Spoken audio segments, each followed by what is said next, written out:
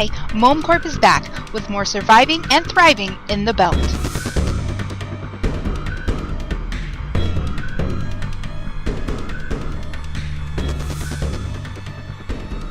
Hi everybody, and we're back. Well, actually, I'm back by myself. What happened was we got sidetracked again with our projects, and we ran out of time, and I really wanted to show this Watermill thing. So, unfortunately, we had a lot of trouble getting ender pearls, which was one of the things that I needed. I worked on that again today, and I'm not going to show how I got the ender pearls. Well, briefly, you can't see it from here. Anyway, I started an ender pearl farm, and I built I have all the stuff to make my last retriever. So I've built my system. It ended up being a lot bigger than I wanted it to be. So what I'm going to show you is how to build a lag-free watermill farm. Now, I'm taking no credit for the actual design. Well, maybe a little bit, but for the red wiring and whatnot. What I'll do is I'll put a link in the description of this video on who designed this. So what I have here, and unfortunately it's very compact. This area doesn't have a lot of space, but what we have here, I built them in cells. So one unit has 8 watermills. So this is one unit right here. And I'll explain a little bit about why it's lag-free and whatnot. The guy who came up with this concept is he's on the Industrial Craft forum. His name is Gregorius T, and he has a whole thread on how to build lag-free machines. So you basically have 8 watermills with power on top, and you have pneumatic pipes on the bottom. And is this thing on? Yeah, it's on. And what it does... Oops, I did not mean to do that.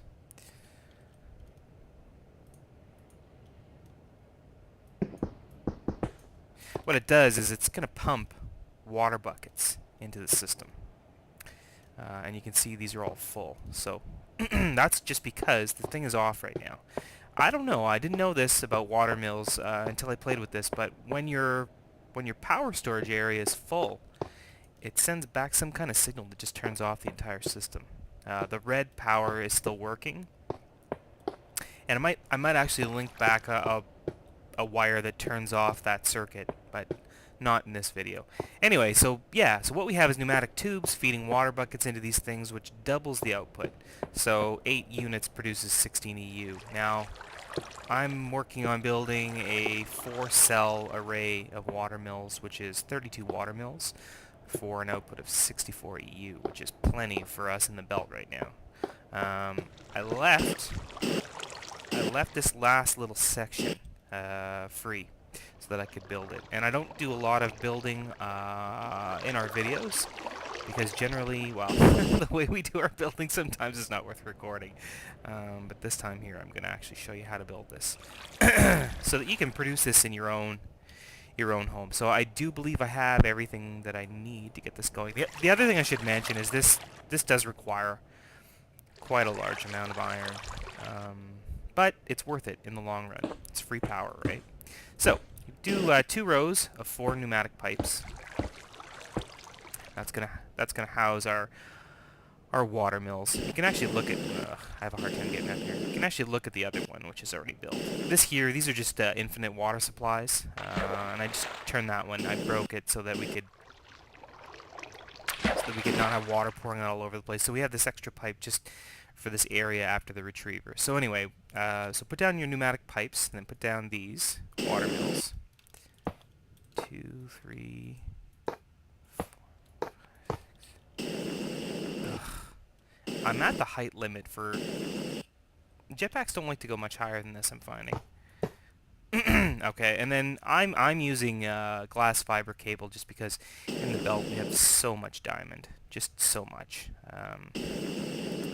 And I don't have to worry about the losing any power, you know, per distance, per 4 blocks of distance or whatever that regular wire uses. I also am probably going to put in transformers. I built a couple, and we'll talk about that, I guess, when I put them in. Okay, so that's basically all you got to do right there. I mean, that's the basics. Well, the other thing that you need is you need to put in your, because we're going to use an infinite water supply, we're going to need a deployer with buckets, which is going to grab the water. You know what? I need a filter. I didn't bring it with me. I'll be right back. Okay, I got my filter. So what we're going to do, we're going to hook this this filter up. This is to the pneumatic pipe system. The filter is just going to tell the deployer only allow full water buckets through, and it's backwards. So let's flip that around right now, make this a little bit easier on ourselves. Oops, I had it right the first time. There we go. And there's our deployer. And actually, now that this is built, we can actually finish our infinite water supply. So let's get that going here. Break this.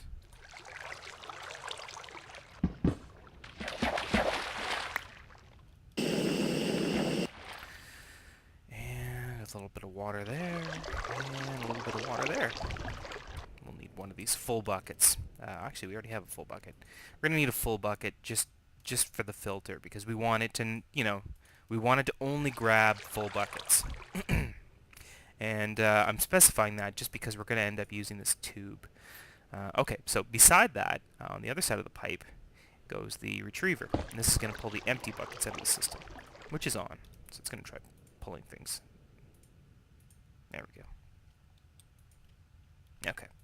So this, we want to tell it grab empty buckets. And it has no power yet, so it's not going to do anything. Okay, so now that we've got that in place, this pneumatic tube in here, and that is going to allow the retriever grabbing empty buckets from these water mills to feed them back into the deployer. And then the deployer will fire. Now this is all on a 2-second timer, and that's why I have, when you look at these 4 cells, I have 4 deployers. You could probably get away with, if you could set your timer faster than 2 seconds, you'll probably get away with less deployers. Although I don't recommend it, and that's just because these machines are super lazy, and they will only grab, if all these machines had an empty bucket in them, they'll grab from the closest machine. So they take the shortest route possible, and so the machines at the back tend to not get emptied. Okay, so anyway, we've got that done. So now the next thing we need to do is just add in some, I just color-coded these, by the way.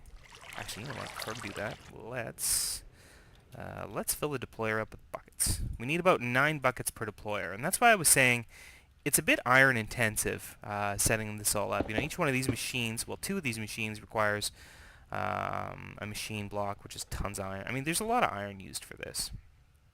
Now, I'm just feeding off an existing circuit. If you were building just one of these units, you would just be going straight down to your timer, but now, it's on, and it will try to start working, but it's not going to quite work right. This has no bluetricity power, so that's okay. Until I put power on this deployer, it won't start sucking water, so that's fine. Now, the other thing we need to do is get bluetricity power to these deployers. We do have a plant. John moved it. It used to be below this floor, and I'm not going to show the new plant. It's a lot larger. Just because I found we were underpowered when we were trying to cook stuff. So we're going to put that up here. So there we go. Now we've got blue wire is the bluetricity, red wire is the, it's the red wire. So you can actually see it firing. If we look inside of it, it's fully powered. And as soon as I give this power, this thing will probably start. But we're not going to do that. We are going to finish the fiber cabling. Neither of these 2 units at the top here actually send energy anywhere. And of course, I have tons of energy. I mean, downstairs, our MFE is full, so it's not really an issue. But that's okay. So what we're going to do is I'm going to put a transformer in here. These devices, they have a small amount of power. And there is, there's an issue with the tick rate, right? They say, so many EU per tick. Oops, that's the wrong tool.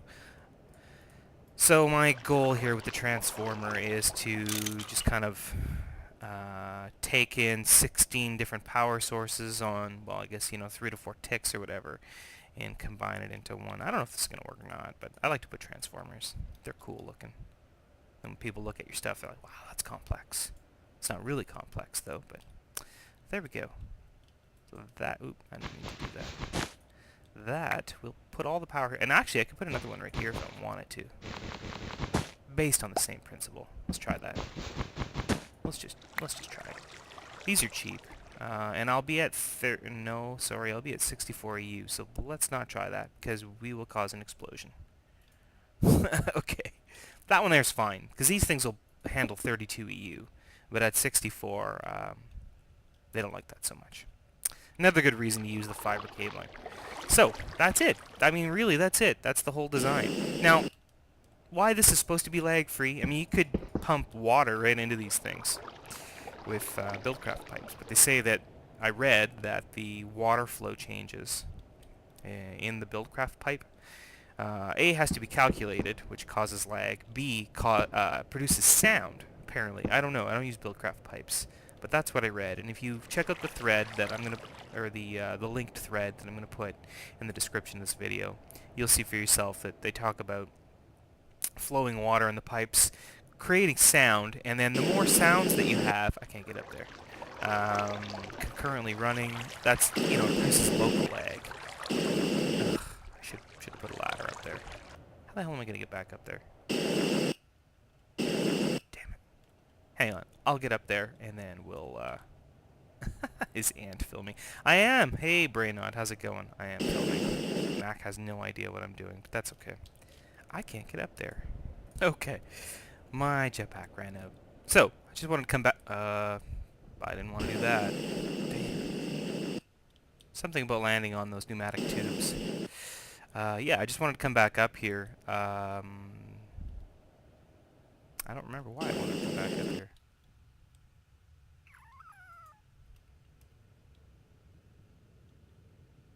Oh, yeah, okay. Sorry. The other thing is that this is a redstone... ooh, I didn't mean to do that. A redstone signal, and it didn't connect to these machines. I'd have to put a red wire down there, but I like to just make sure that no mistakes can happen. So I put in some red power covers. Just cut bricks. And I like to not have that happen, because that's not what I meant to do. Just so that... Oh, for God's sake. It's not glitchy. It's not glitchy at all. Just so that we can't have any mistakes, you know, by accidentally connecting. Because if we cycle power to these machines, it's going to cause all kinds of chaos. Now the last thing I'm going to do is just slap some power to the deployer, and there it goes. Firing already. Filling up those buckets. And I do have to make sure I put in, yeah, okay, empty bucket in the retriever. Now, the system, we don't actually have a need for power because our MFSE is fully charged. So what I will do is I will throw some crap in stoves, and we'll this thing fire it up, and you can see it in action. So free 64 EU output on these things, which is pretty awesome. I'm starving to death? What the hell's that?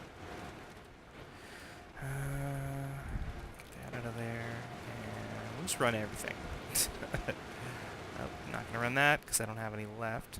Throw the iron in here. I don't know, each one of these machines is about 6. So 1, 2, 3, 4. Oh, Tink's here. Yeah. Okay, there we go. 6, 7. That's 7 times 42 EU. Let's go take a look. See all the buckets in action. There we go. Another thing I want to mention, it is a bit loud. I've got 32 Watermills here. I reduced my, I actually re-encoded my sound files for Industrial Craft. And just because doing an LP, I go insane with the amount of sound. And actually, if people are interested in that, just post in the comments, and I can make that pack of sound files available for download with instructions on how to change that. But now, the other thing about Industrial Craft is that you can actually specify how many sounds it will play at the same time, and that has a huge impact on local lag. So it doesn't lag the server, but it does lag, it will lag your local client. I'm not recommending somebody set up a farm, you know, 50 times the size. I'm not recommending that. But if you did, and you were playing all the sounds concurrently, you'd max out, and you'd really, really kill your Minecraft frame rate. Just because it's going to have to process so many concurrent sounds. Industrial craft is really bad for that. And that's what I read. So this is it. You can see all these buckets flowing. Well, not anymore. No, they're still... This one here's not going. What did we do wrong? Let's take a look at this thing. Retriever is firing. The deployer is not deploying because it's got nothing in it. And the filter's got nothing in it. So there's a mistake. That should have that in it. No, wait. That... I only just built this one before I started the actual recording. That needs one of those in it.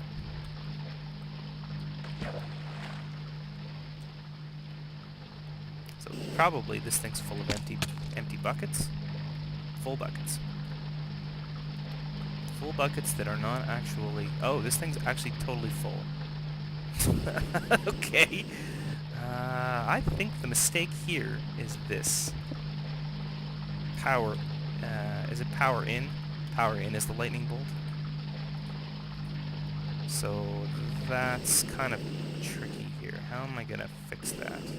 Oh, these jetpacks, I'm telling you. Okay. Can I... Okay, I can make this jump. So what I need to do here, plus this... Maybe putting the transformer wasn't the best choice here. I found a problem. Okay, I fixed my transformer thing. My OCD is driving me insane because I had to redo the wiring in a way that isn't symmetrical, but anyway. I put my filter in backwards.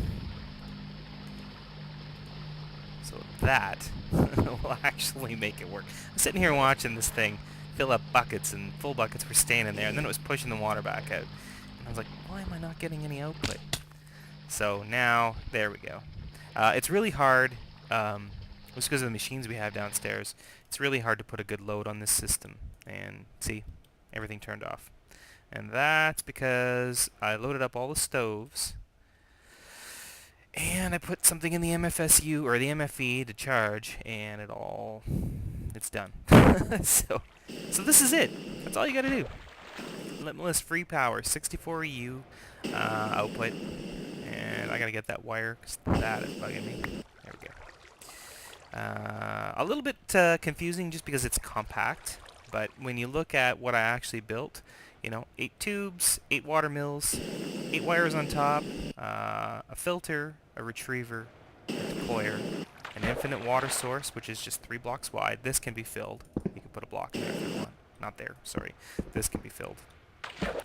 And 9 buckets per array. There's 8 water mills, 9 buckets. That way we can be sure that there's always, you know, 1 bucket moving around in each machine.